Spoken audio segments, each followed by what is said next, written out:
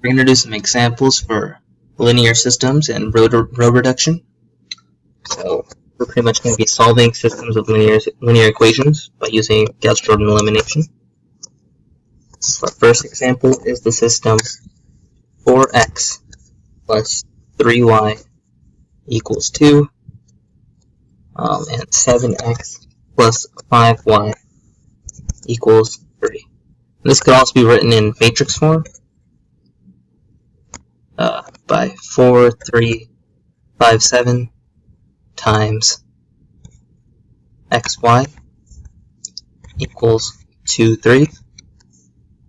So the way we go about solving this is we put it in its augmented form as an augmented matrix, so 4, 3, 7, 5, and we put a line right here, put 2, 3 on the other side, and now we begin the process of row reduction.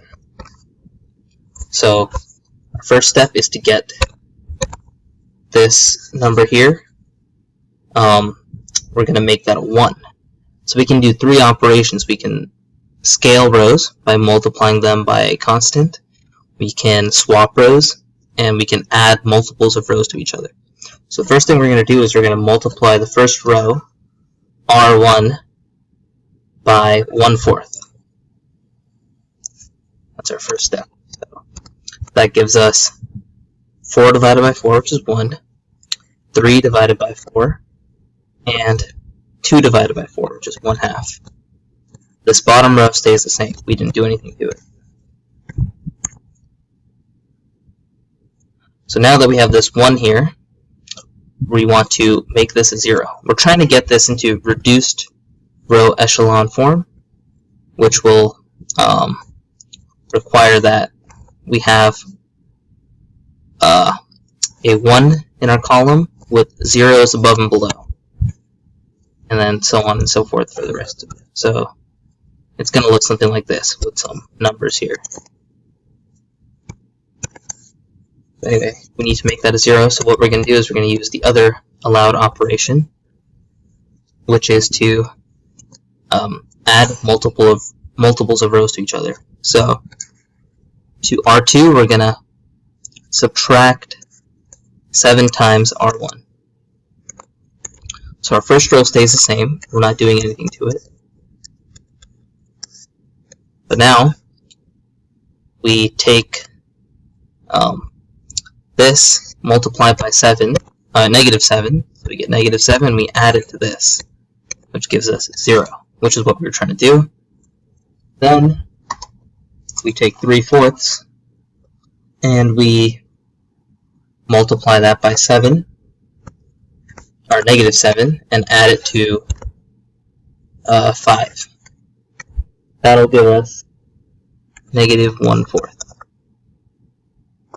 And then we take 1/2, multiply that by negative 7, and add it to 3, which gives us negative 1/2. So now,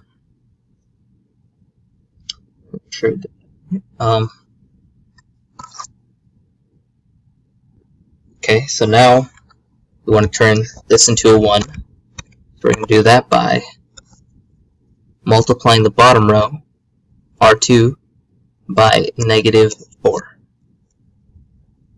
And this will give us top row is unchanged, but our bottom row is now 0, 1, and 2. So now we want to make this a 0, so we're going to do that by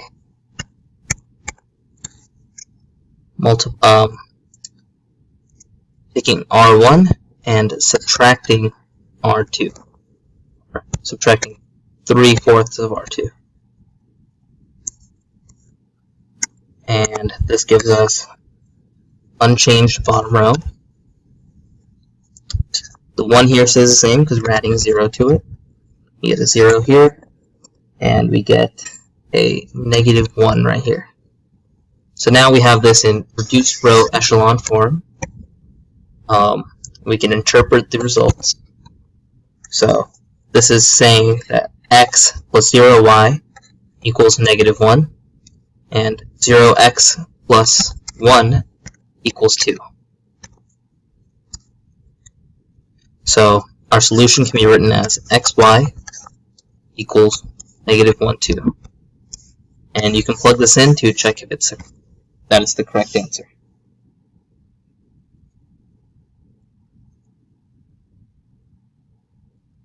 For our second example, we have three equations, three variables.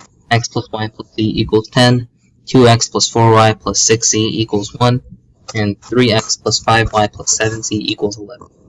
So again, I'm going to show you how we can write this in matrix form. Let's take the coefficients. So 1, 1, 1, 2, 4, 6, 3, 5, 7. And we're going to multiply that by x, y, z. And that's going to equal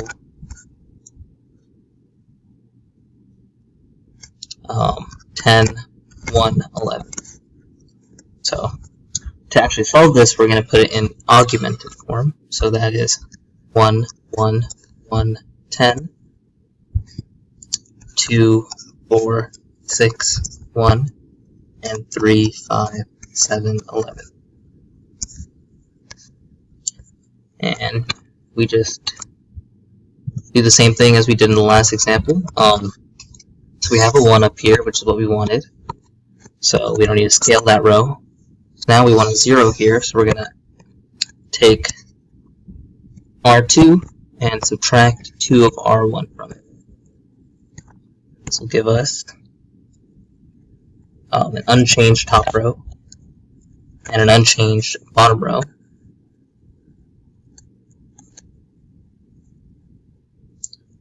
And we get a 0 here, which is what we wanted.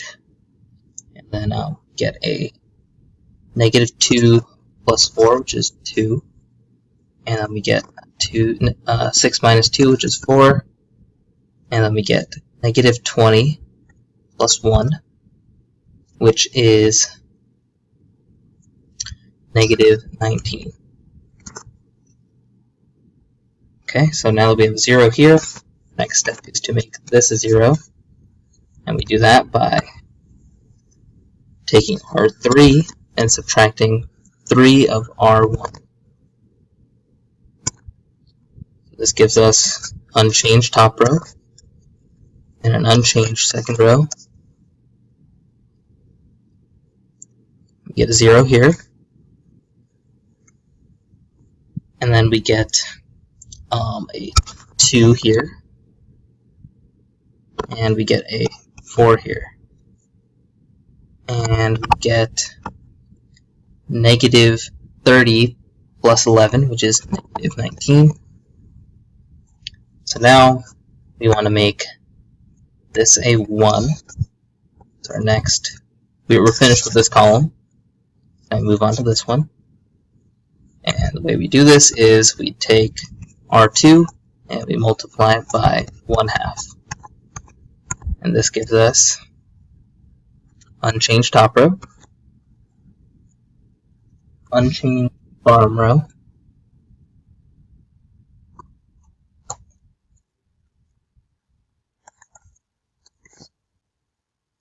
and our middle row is 0, 1, 2, and negative 19 halves.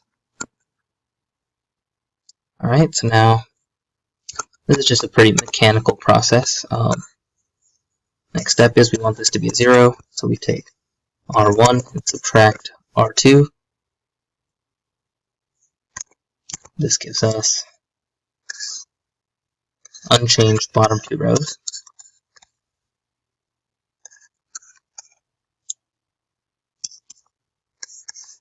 So the top row becomes 1, 0, negative 1, and 10 minus 19 halves. 10 is 20 halves, so 10 minus 19 halves would be, oh, so 10 plus 19 halves. So we have 39 halves, I believe. The only place where you really get messed up on this is the arithmetic, especially when you get fractions. So check that later. So now we want to make this a 0. And when we do that is we take R3 and we subtract 2 of R2. And what happens here is top row is unchanged.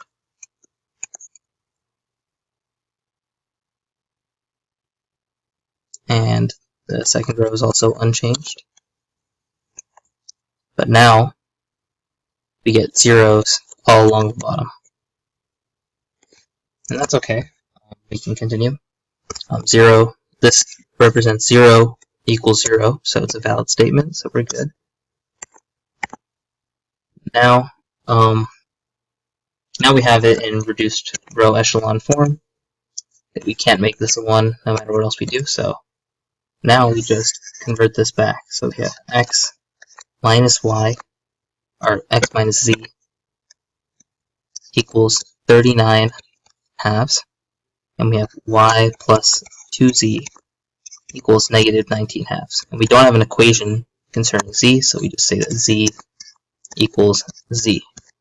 So we can write this as x equals 39 halves plus z, y equals negative 19 halves minus 2z, and z equals z. And then we just set, since z is, everything depends on z, we set z as a free variable.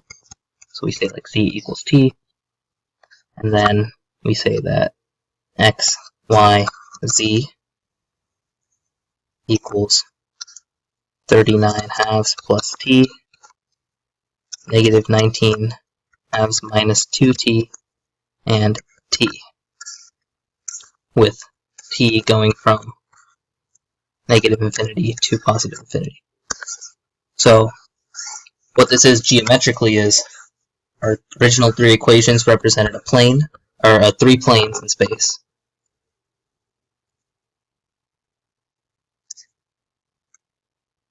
And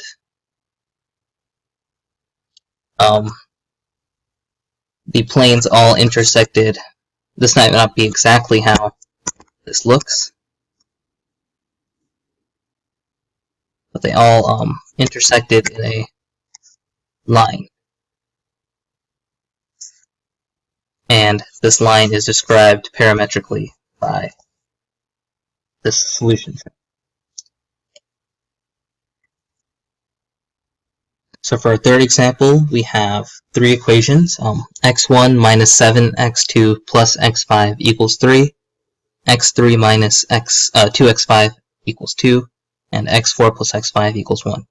So now that we're using 5 different variables, we stop using letters like x, y, and z, and we just call them all x with different subscripts. So let's convert this into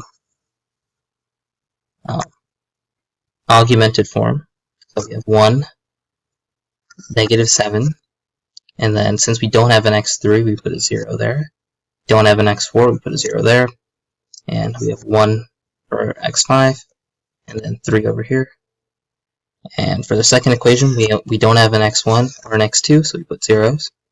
We have 1 for x3, we don't have an x4, and we have negative 2 for x5. And then x2. And here, third equation, we don't have an x1, x2, or x3. We only have 1 for x4 and x5 equals 1. So now, turns out this is already in reduced row echelon form. And that's because we have a leading 1 here. And there are only zeros on top and bottom. And then we have another leading 1 for our next equation. And we have zeros on top and bottom. And we have a leading 1 for our third equation, and there are only zeros on top and bottom. So now we can actually go back to what we had before, which was x1 minus 7x2 plus x5 equals 3, x3 minus 2x5 equals 2, and x4 plus x5 equals 1. Now if we solve this for x1, we get x1 equals 3 plus 7x2 minus x5. You get that x3 equals 2 plus 2x5, and x4 equals 1 minus x5. And here we just write x2 and x5 equal themselves. So the free variables in this case are x2 and x5. Everything else depends on x2 and x5. So we set x2 equal to some parameter t, and x5 equal to some other parameter s. And we say that the solution is x1, x2, x3, x4, x5, which we can just call x with an arrow on it as the position vector equals 3 plus 7t minus s, t 2 plus 2s,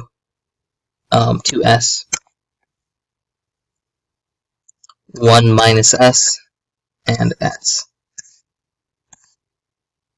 with t and s going from positive to negative infinity.